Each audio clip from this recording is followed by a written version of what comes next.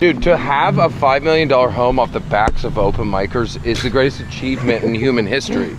There's nothing better than that.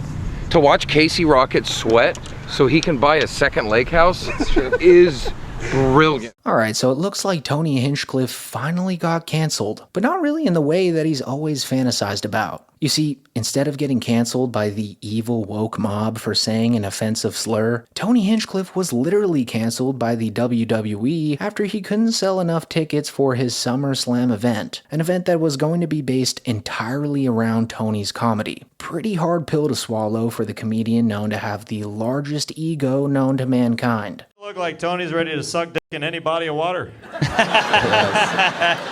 Yes. Go have your magic moment. This is the biggest thing in your career. Go do it. Go get it. Go get it. These personal ones hurt a little bit. Go ahead.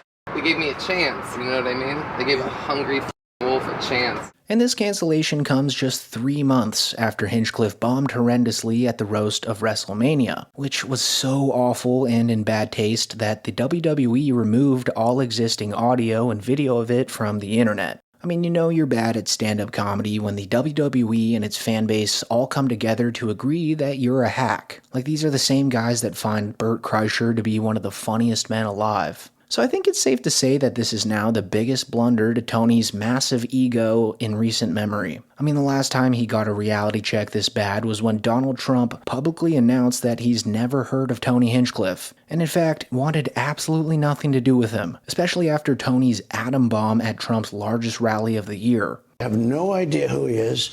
Somebody said there was a comedian that joked about Puerto Rico or something, and I have no idea who he is. Never saw him, never heard of him, and don't want to hear of him. But so for this video today, I wanted to explore the following question with you guys. Is Tony Hinchcliffe in 2025 an actual stand-up comedian? Or is he just a witty podcast host who knows when to throw in a good one-liner from time to time? Like, we all know that his show, Kill Tony, is massively successful. Like, I'm pretty sure in some metric that it's passed Joe Rogan's podcast recently. But when you strip away the live band and the world-famous comedian guests, can Tony Hinchcliffe really be funny all on his own? Well, to put this to the test, we have to look at the times when Tony puts on a show all by himself, which is pretty rare, but most recently happened around a month ago when he appeared on the YouTube channel Country Club Adjacent, where Tony tried to show the hosts of the show what roasts from a world-famous comedian really sound like. Wow, look at this meeting of the minds. It's like a manager and a pitcher at a Little League game. I'm gonna keep you in it. One more inning. And by inning, I mean inning and outing of that. Children's butthole, because here he is, once again. Tony wrote for 6 months. The mayor of molestation. The dictator of dictators. Nice. The... There you go. N-word. This is a big deal, because this is a special. What other amenities do you have in your house? Because the guys that f his mom are on a billboard down there. I don't know if you guys see that. You see the guys that f your mom? Can we zoom in on that? He also controls the weather, so this little gust coming from east to west might help him. You fart knocker. I love that I have literally the worst recorded backups in the history of the show. They are. Fart knocker, bibbity bobbity. Remember hibbity bobbity? Tony, if we didn't edit, we would have nothing. And so he really tries his hardest to roast these guys here, but the jokes just never really land. And after a while, the guys he's with just start to belittle Tony right to his face. I mean, you have enough money to buy out Madison Square Garden, and you still dress like a broke piece of shit from Tallahassee, Florida. Like, when you pick your outfit, are you just like, I don't want people to know this is a real Rolex.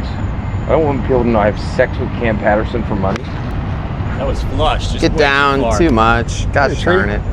And the reason I'm labeling this as belittling instead of roasting is because you can really tell that Tony's not too happy at the guy suggesting that he's wearing a fake Rolex, or that his outfit style doesn't scream that he's rich. Because if there's one thing that Tony would be genuinely offended by, it would be from someone suggesting that he's not high class. But you know, he just blends in like he's clearly a man of the people with his fake golden Rolex watch. Yep. That is so fake. That watch is equivalent to how cool these Jordans are. Yeah, he stole it from Cam Patterson. That's You guys are literally don't know anything about taste or class. No, Says the guy who has his shirt tucked in at a pitch and putt. You don't know about class. You have a stick in your back pocket. You're gonna need it to walk after Joe Rogan fucks you. So then Tony continues to try and chirp at them, but nothing really sticks. And sure, you might say that it's a pretty casual setting. These are just guys being dudes. But in reality, Tony knows that he's truly bombing hard. I mean, this is the guy who considers himself the king of roasting. The guy with the license plate titled I Roast. I don't know if you've heard about my license plate, but I roast. It's his only trick. So shouldn't he be a bit better than this? Oh yeah. Sounded good. You're gonna need a stick of butter to hit that next ball with. Cause it's a greasy shot. Well, come on in, boy. You must want one of these gay cars, or as we call them, Tacoma Toyota Tundras. You can use the stick shift with your asshole. And to operate the turn signals, you gotta use your wet mouth. Come on down, you dirty little Jew boy. Welcome to the Joe Rogan experience.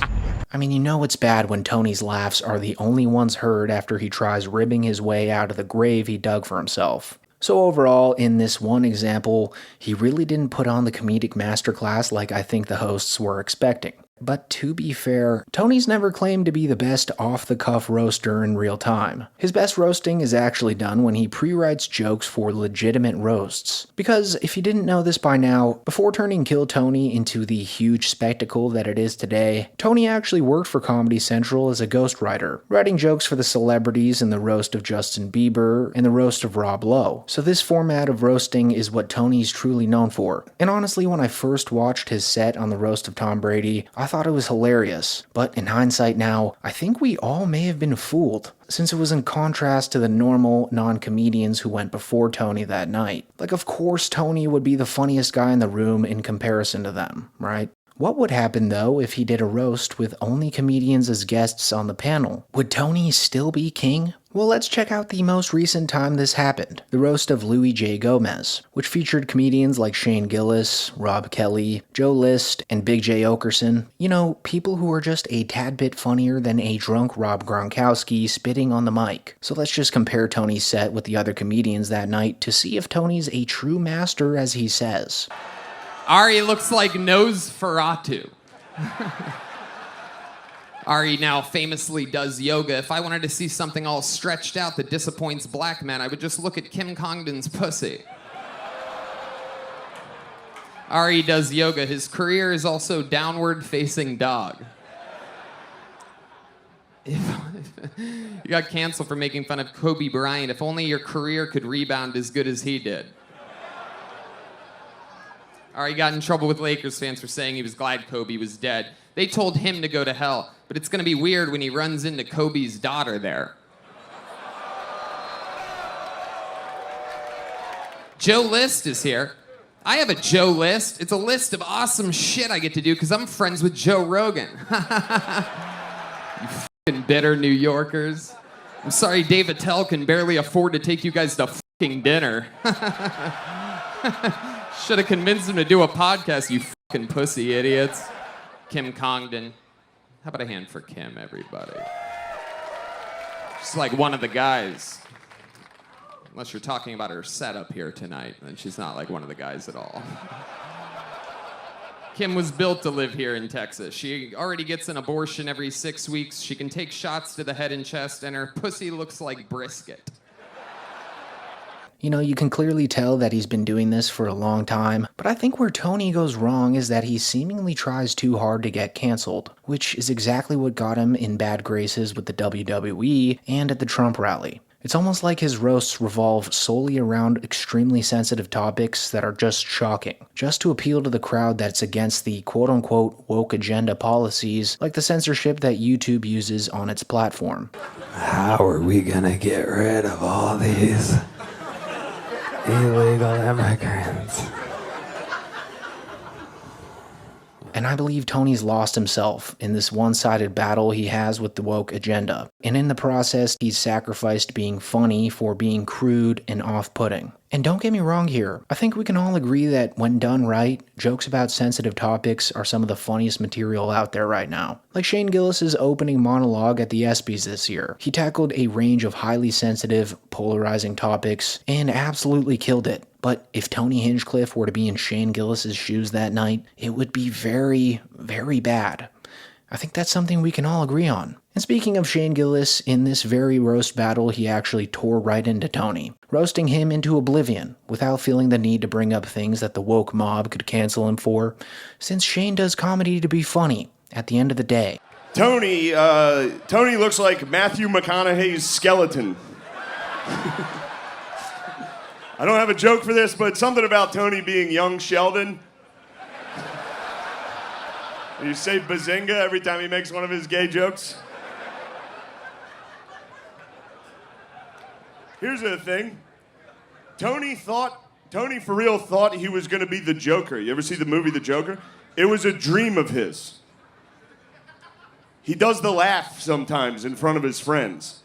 And they told me this when he wasn't around, and they all make fun of him behind his back. Isn't that funny? As soon as he left the room, they were all like, dude, he keeps going. Isn't it such an embarrassing dream to have? What a dumb fuck. He believes he could be the Joker. Tony also, I believe, had a Corvette with a license plate that said, I roast. I can't believe people are calling this guy gay, dude. That's cool. That's so cool. I roast.